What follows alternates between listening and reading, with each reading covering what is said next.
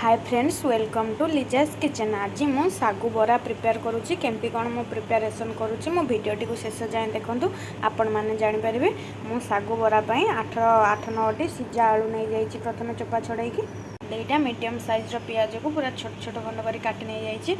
अल्प धनिया पत्र 3-4टी लंका को काटी नहीं जाइए। अल्प जीरा आपण जी आलू ने से हिसाब से सागुदाना ने मुझेतु 8-9टी सिझा आलू नहीं से हिसाब से अध गिना नहीं सागुदाना को ताकू मु 2-3 थर धोईकी भल भाव में बतुरे देती। एबे देखिए सागुदाना आम पूरा भलसे भिजी जाइए। एबे आम एसबू जिनस को आलू देहरे देदेबा। आलू रे एबे आम अल्प हलदी देदेबा, स्वाद अनुसार लुण, 1 चमच चिकेन मसला, अल्प लंका गुंड। एबे आमे सब को भल भाव में चकुड़ी नहीं जिबा।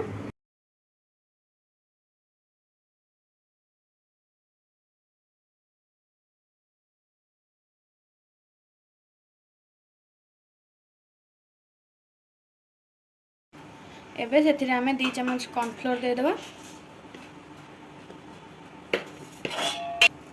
सबको एबे भल भाव में मिसई नहीं जिबा।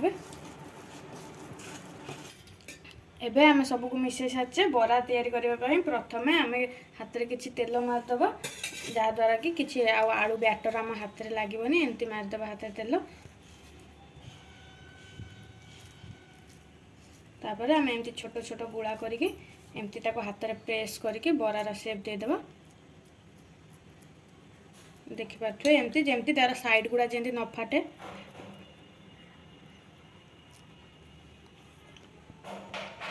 एमती सेम प्रोसेस रे बाकी बरा सब कर नहीं जिबा।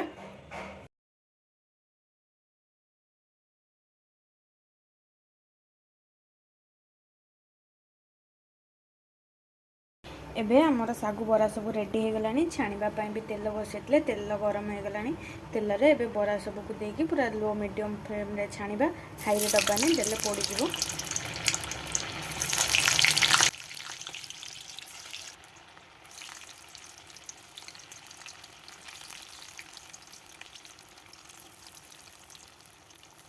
आमे खरिका साहाय्य रे बरा सब को लेउटाई देबा।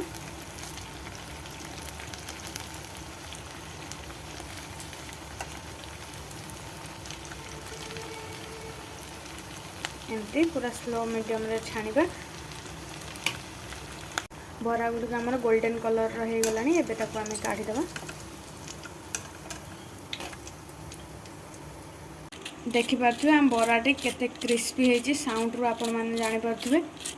क्रिस्पी एंड टेस्टी सागु बरा रेडी हो गला। मो भिडियोटी जदि आपण मानक भल लागे ताल मो चैनल टी को सब्सक्राइब कर देबे और लाइक कमेंट शेयर करबा को जमार भी भूलबेनी।